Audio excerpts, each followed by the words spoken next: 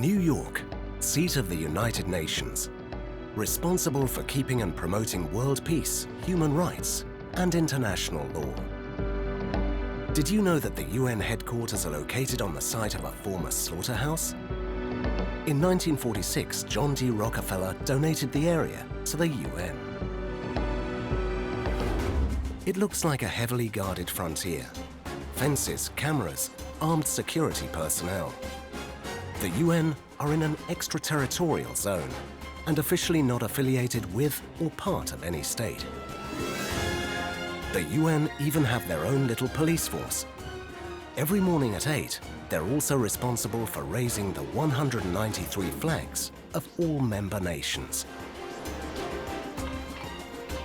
Every visitor needs to pass this security point at the entrance.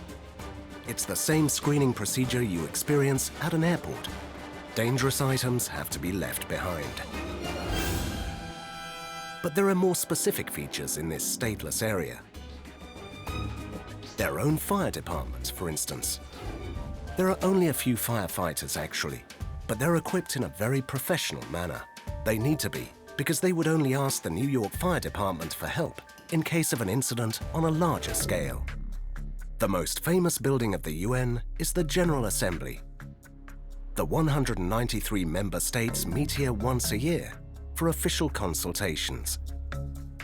At official occasions, you step through this door into the General Assembly.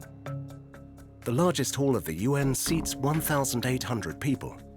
From September to December, delegates of all members meet here to pass resolutions, for instance. Won't there be trouble when, let's say, two nations that are enemies, like North and South Korea, sit next to each other? So far not, because everyone is seated alphabetically. Every year a draw decides who sits at the front right. Everybody else follows in alphabetical order, row after row. After the letter Z, the alphabet starts over, right in the middle of the hall. Headphones are ready at every seat for the delegates. They're not the latest models, and Werner Schmidt, who is in charge of architecture at the UN, knows why. It looks antique, but the human ear hasn't changed its form very much in the past 10,000 years. All of this technology here, which is being used for simultaneous translating in different languages, was developed for the UN at the end of the 1940s. The UN buildings were thoroughly renovated.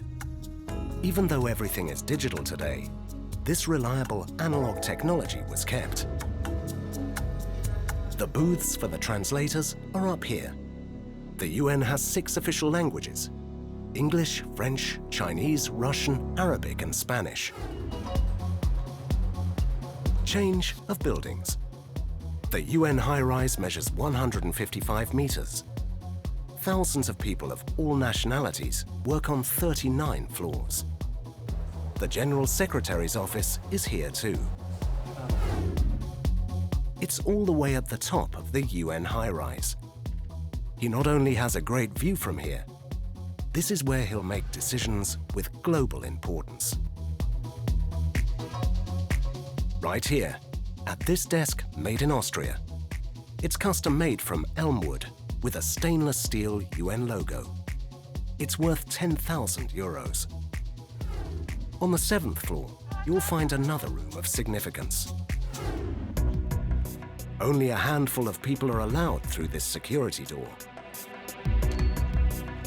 Behind it lies the Situation Center, the office of the UN Intelligence Agency. Most of the staff have a background working for secret services or military. But what exactly is going on in here?